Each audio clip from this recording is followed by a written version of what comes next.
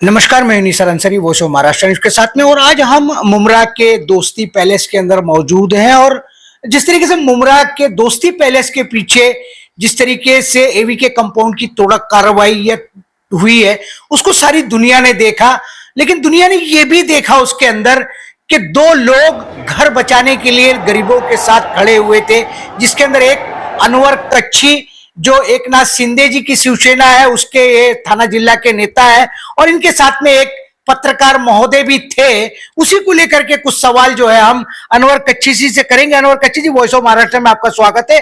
और मेरा पहला ये सवाल रहेगा कि जो घर बचाने की मुहिम शुरू हुई, ये तोड़क कार्रवाई का जो मामला शुरू हुआ, ये कैसे एक बार एक शुरू हो गया? ये अस्सलाम वालेकुम, नमस्कार आपके व्यूवर्स को। भाई ऐसा है कि 13 जून से एवी के कंपाउंड का कुछ मामला चालू हुआ था। हालांकि मेरे पीछे ही है, आधे किलोमीटर पे ही है, मगर मैंने 20 साल हो गए मेरे राजनीति के अंदर। जो जीपी बिल्डर हो या टीएमसी के बिल्डर हो, मैं बिल्डरों से कांटेक्ट में रहता नहीं हूँ, ना बिल्डर के फेवर में जाता हूँ ना उनके कोई काम करता हूँ। हाँ, पब्लिक के कुछ काम होते हैं बिल्डरों की तरफ, तो उसमें बहुत बार मैं बिल्डरों से पंगा भी लिया हूँ मैंने। जैसे कि रशीद कंपाउंड के अंदर एक आध बिल्डर के साथ में हुआ था मेरा, तो एवीके का चालू था, तो अपना कोई बिल्डर से लेन देन था नहीं, ना कोई उन लोग का कभी अपन ना बिल्डर से मैं पहचानता हूँ। एक दो बिल्डर है मुमरा के, उनको मैं जानता हूँ, बाकी तो 200 बिल्डर से ज्यादा होंगे। एवीके का चल रहा था, तो वो जमीनी विवाद था, तो उसके अंदर अपन ने भी कोई ध्यान नहीं दिए। ये थी 13 जून से कार्रवाई चल रही थी। उसके बाद में 25 जुलाई के दिन मेरे को सदरू कंपाउंड के कुछ लोग आए मेरे पास और बोले, अनवर भाई, बोले अभी अगला नंबर हम लोग का है, हमको मालूम पड़ा ऐसा। तो उन्होंने मेरे को एक अर्जी ला के दिए, तो मैंने बोला मेरे नाम पे मत दो, एकनाथ शिंदे साहब के नाम पे अर्जी दो। उन्होंने अर्जी दिए। फिर हम लोग 26 तारीख से एकनाथ शिंदे साहब को पास गए बंगले पे, तो मालूम पड़ा साहब 26 तारीख को रत्नागिरी निकल गए थे। फिर दूसरे दिन वो सुबह में 5 बजे आए, तो मुलाकात नहीं। फिर 26, 27, 28 तारीख के दिन या 29 तारीख को मंत्रालय में कैबिनेट की मीटिंग थी। फिर वहां गए, तो वहां पे भी साहब से कुछ बात नहीं कर पाए, इतनी गर्दी थी कि कुछ समझा नहीं। फिर 30 जुलाई के दिन साहब को मैंने ये लेटर दिया। देखो, ये लेटर है, आपके कैमरे पे ऑन बताऊंगा। 30, ये डेट इसके ऊपर 27 है, क्योंकि 27 तारीख से हम लोग साहब को ढूंढ रहे थे, मगर हमको साहब मिल नहीं पाए। तो ऐसा हुआ, फिर साहब ने देखा, तो फिर साहब ने वही सवाल के बोले हाईकोर्ट का मामला है, सुभद्रा टकले, मतलब पसंद दिए, बोले मैं देखता हूँ इसके तरफ। अभी क्या, हम लोग साहब के साथ में रहते तो हम लोग को कोड वर्ड कुछ मालूम है। खैर, अल्लाह ने इज्जत रखने वाला है। उस दिन से फिर कार्रवाई हुई नहीं। उसके बाद में ऐसा हुआ कि 15 अगस्त के दिन मैं बंबई था, तो बंबई से मुझे फोन आया आफ्ताब करके लड़के का। बोले, अनवर भाई, जैसे तुमने ये बिल्डिंग बचाइए, भोलेनाथ नगर में अनम पैलेस है, बोले इसके ऊपर भी कल 16 तारीख को कार्रवाई आने वाली है, तो तुम जरा आ जाओ। मैं गया। अब मैं उधर किसी को जानता नहीं था, 2 ही जन को जानता था, एक तो आफ्ताब को जानता था और दूसरा रफीक अमगर को। ऑफिस पे जाके मैंने उनका सत्कार किया और मैंने क्या बहुत अच्छा काम कर रहे हैं। फिर उन्होंने कहा कि तुम्हारी जरूरत पड़ेगी तो आना, बोला इंशाल्लाह आऊंगा। तो उस दिन मैं 15 अगस्त के दिन उनके पास गया और फिर बहुत सी बातें हो रही थी, पेट्रोल डालेंगे, ये डालेंगे, वो डालेंगे। फिर सबका सुना, फिर मैंने कुछ अपनी राय दी, तो फिर वो राय के ऊपर एग्री हुए। मैंने बोला एकनाथ शिंदे के पास जाएंगे तो ही काम बनेगा, बाकी मेरे को कोई रास्ता नहीं दिखता है। हम पुलिस से भीड़ नहीं सकते, 1-2 दिन भीड़ेंगे, बाकी बाद में क्या होगा। तो वहां पे तमाम जो लोग थे, अब उसमें बिल्डर कौन थे और पब्लिक कौन थी मेरे को कोई नहीं मालूम। 1-2 ही जन को जानता था, रफीक कामगार और वो आफ्ताब लड़का। तो तय हुआ कि बोले रात को ही साहब के बंगले पे जाएंगे। तो हम लोग यहाँ से 10, साढ़े 10 बजे सब निकले। 11 बजे थाना के डिप्टी सीएम एकनाथ शिंदे साहब के बंगले पे रुके। फिर हमारी 2 बजे उनसे मुलाकात हुई। उन्होंने आश्वासन दिया कि आज के बाद एक भी बिल्डिंग नहीं टूटेंगी। ये आश्वासन मेरे खाली नहीं, रफीक कामगार, गणेश मुंडे और एक शाखा प्रमुख, वो और वो उस बिल्डिंग के 3-4 लेडीज, सबके सामने ये बात हुई थी। हम लोग कुछ 6-7 लोग थे। जब रफी शिंदे साहब ने बोल दिया कि नहीं टूटेंगी, और बाद में उसके बाद में ये भी कहा गया कि वकील मैं दूंगा, और तमाम बातें हुई कि आगे कैसा हमको करना है, स्टे कैसा लाना है, कितने दिन के लिए कार्रवाई रुकानी है। तो सेकंड डे 16 तारीख थी, दहीहांडी का प्रोग्राम था। फिर भी हम लोग के यहाँ पे पोकलेन कटर आ गए थे, कार्रवाई नहीं हुई। उसके बाद में 17 तारीख के दिन संडे था और 18 तारीख को कोर्ट की तारीख थी। यहाँ तक अच्छी थी, ये बात तो सारी दुनिया जानती है कि थोड़ा कार्रवाई को रोकने के लिए आप मिल करके कई लोगों को लेकर के आप एकनाथ शिंदे जी के घर तक तो पहुंचे, लेकिन वहां जाने के बाद तक तो मामला ठीक था, लेकिन उसके बाद में एक बार एक जब 9 तारीख की दोबारा की कार्रवाई होने वाली थी तो आपके साथ जो लोग चले थे वो यू टर्न होके आपसे अलग हो गए। आखिर इसका क्या मामला हुआ? अब उनका तो देखिए भाई वही बता सकते, मैं उनके बारे में ज्यादा नहीं बताऊंगा, मगर मेरे को ऐसा लग रहा है कि 9 तारीख की आप बात कर रहे हैं तो तब तक इतना मामला ये हो गया था कि उन्हीं लोगों ने, जो चाहे शायद पब्लिक थी या बिल्डर थे, उन लोगों ने इतने बैनर मुमरा में लगा दिए थे, मैंने नहीं लगाया था, जो भी है सही बताता हूँ, इतने बिल्डर बैनर लगा दिए थे कि कहीं ना कहीं यहाँ के सत्ताधारी की हलचल हो गई और उनको ऐसा लग रहा है कि हमारी जमीन खसक रही है। आपने देखा उसके बाद में फिर बहुत से आवाड़ साहब का भी ये आया कि एकनाथ शिंदे साहब को बचाना चाहिए, हमने शरद पवार की सरकार थी तो हम लोग ने बचाई थी। तब तक उसके पहला 15 अगस्त तक देखिए, 14 अगस्त के दिन मेरे ख्याल से यहाँ पे आए थे जितेंद्र आवाड़, तो उन्होंने ये नहीं कहा था कि एकनाथ शिंदे के पास जाओ या सरकार से मैं बोलूंगा, आमदार आप सिटिंग आमदार है, आपको फडणवीस साहब से बात कर सकते थे, एकनाथ शिंदे साहब के बंगले के उसी शहर में रहते तुम, एकनाथ शिंदे को भी बोल सकते थे, मगर तब तक उन्होंने हाथ झटक दिए, ये मेरा वार्ड नहीं, मैं कुछ नहीं कर सकता, हाईकोर्ट का मामला है, ये बोल के हाथ झटक। बाद में 9 तारीख तक ऐसा हो गया कि पिछले 20 दिन के अंदर इतनी मतलब एकनाथ शिंदे साहब के बैनर लग गए और चर्चा हो गई और लोग शिंदे साहब को दुआएं देने लगे कि एकनाथ शिंदे साहब ने हमारे काम आए, जबकि हम लोगों ने उनको वोट भी नहीं दिए थे, उनके बेटे को।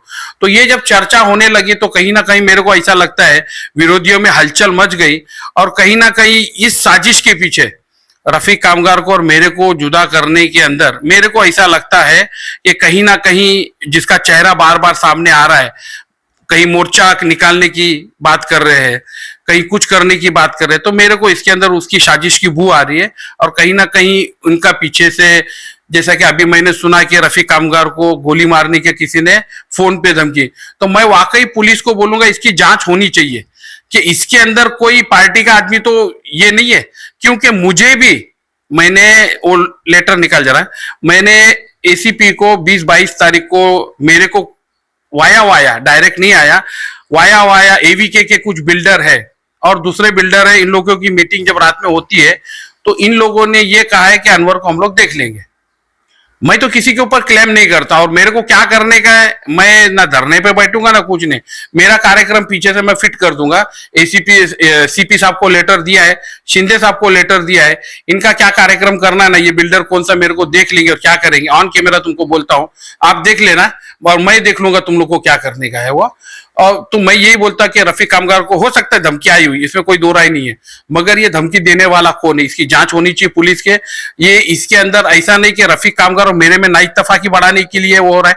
अच्छा, उस दिन थोड़ा मेरा मामला रफीक भाई से तो नहीं हुआ था, मनीष जोशी से मैं कहा था, तो मैं इसलिए भड़क गया था उस दिन, मेरा हाइपर इसलिए हुआ था। मेरा एक मकसद है, दीवा हो, मुमरा हो, कलवा हो, ठाना हो, मैं ठाना महानगर पालिका क्षेत्र की बात कर रहा हूं, किसी की बिल्डिंग नहीं टूटनी चाहिए। देखो जीपी बिल्डिंग के अंदर वही रहता है जिसका बजट टीएमसी बिल्डिंग में नहीं है। टीएमसी बिल्डिंग और इसके अंदर तुम्हारा अगर वो 50 लाख में फ्लैट 40 लाख में आता है तो ये तुमको 8 लाख में 6 लाख में मिल जाता है। तो लोगों के अगर बजट नहीं है तो कहां से लेंगे? तो मैं इसको ये बोलूं मिडिल क्लास बोलूंगा, मैं गरीब भी नहीं बोलूंगा, मिडिल क्लास ही इसमें रूम लेते हैं। तो कलवा के हो या मुमरा के हो या दीवा के हो, सब जनता गरीबी है, हिंदुस्तानी जनता है, काय के लिए किसी का घर टूटना चाहिए। अनवर कच्छी जी, जिस तरीके से आपने कहा कि मुझे इसके अंदर जो है षड्यंत्र की बू आती है, क्या नहीं लगता आपको कि जिस तरीके से ये मामला घर बचाने का हुआ, आप उसमें उतरे और आप रफीक कामदार जी का नाम ले रहे, वो भी साथ में उतरे, और जिस तरीके से पूरे मुमरा शहर के अंदर एकनाथ शिंदे जी के सत्कार के स्वागत के जो कटआउट बैनर लगे, उससे सत्ताधारी पार्टियों की जमीन हिल गई, क्योंकि महानगर पालिका का इलेक्शन सामने है। तो क्या ऐसा लगता है कि अंदर अंदर कोई ना कोई इस तरह का सेटलमेंट भी हुआ हो सकता है कि ये राजनीतिक को मोड़ दिया जाए, इसके अंदर राजकारण कर दिया जाए? हो सकता है, इसके देखो राजनीति के अंदर कुछ भी नामुमकिन नहीं है, हर चीज मुमकिन है, हो सकता है, कुछ भी हो सकता है। अनवर कच्छी जी, ये तो सारी बात ठीक है। इस लड़ाई के बीच में एक बड़ा इंटरेस्टिंग मैंने एक चीज देखा कि एकनाथ शिंदे जी के घर पर जब आप गए, उन्होंने आश्वासन दे दिया कि आप कोई बिल्डिंग नहीं टूटेगी, और मुमरा की जनता ने और आप सारे लोगों ने एक्सेप्ट कर लिया था कि वाकई में वो राजा है, उन्होंने कह दिया तो नहीं टूटेगी। लेकिन उसके बाद अभी 4 दिन पहले का जो मोर्चा हुआ, तो कुछ लोगों को मैंने ये कहते हुए सुना है कि आप वो आधार हमें बताइए कि ये मैटर कोर्ट का है, उसके अंदर 2 नाम जो डिस्प्यूटेड नाम थे, सदरुद्दीन बसर खान और बदरुद्दीन खान के नाम को लोगों के सामने प्रस्तुत किया गया कि जब तक ये सेटलमेंट नहीं करेंगे तब तक कुछ होने जाने वाला नहीं है। तो ये जो डाइवर्शन लाने का प्रयास किया जा रहा है, ये तो स्टार्टिंग से सबको पता था कि क्या हो रहा है, ये जो डाइवर्शन लाने का प्रयास किया जा रहा है, इसके बारे में आप क्या कहोगे? देखिए, मैं तो ना जगह मालिक को जानता हूं। मैंने कहा ना आपको, मैं ये पिछले 15 तारीख से पहले ना कोई बिल्डर को जानता था, ना कोई जगह मालिक को जानता हूं, हालांकि मेरे पीछे ही है।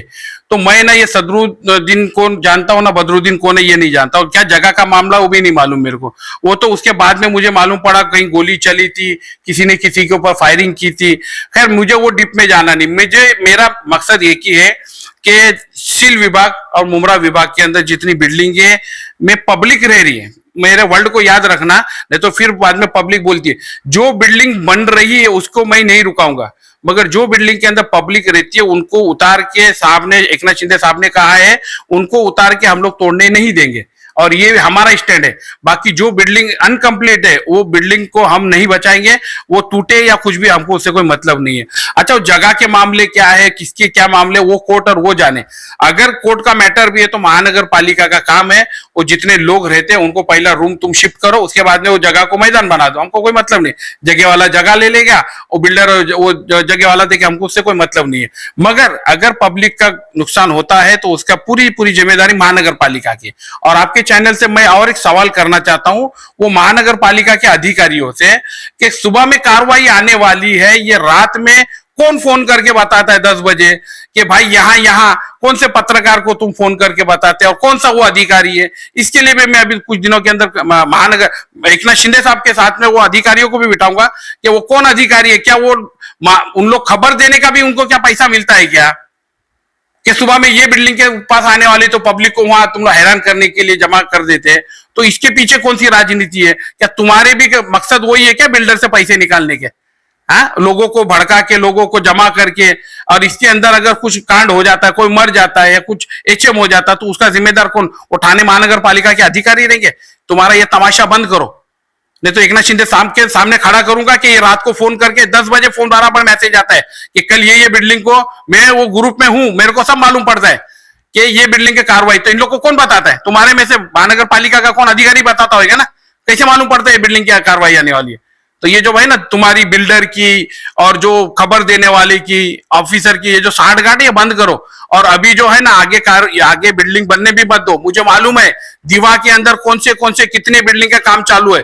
जिस दिन शिंदे साहब को लिस्ट दूंगा ना, डायरेक्ट सस्पेंड कराऊंगा मैं कुछ वो मतलब सेटलमेंट की बात ही नहीं करता हूं मैं कि मेरे को इतने आने दो तो मैं चुप बैठूंगा। मैं तुम्हारी डायरेक्ट नौकरी खाऊंगा, ये बात ध्यान रखना, ऑन कैमरा बोल रहा हूं मैं इनको।